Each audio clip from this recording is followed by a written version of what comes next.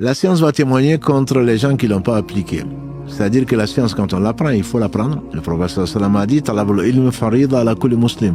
La recherche de la science est une obligation pour chaque musulman. Donc le fait que le peu qu'on a appris, il faut le mettre en pratique, il faut l'enseigner. Oui, c'est l'une des 4 questions qui seront posées au fils d'Adam avant de quitter le terrain du jour du jugement dernier.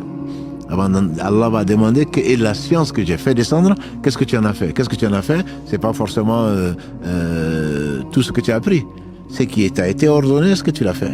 C'est qui t'a été interdit, ce que tu t'en as abstenu. Et quand tu as vu les gens ne pas faire ce qu'Allah aime, est-ce que tu leur as ordonné gentiment de la meilleure façon ce qu'Allah aime, etc. Donc ordonner le bien, interdire le blâmable, parce que tu en as la science.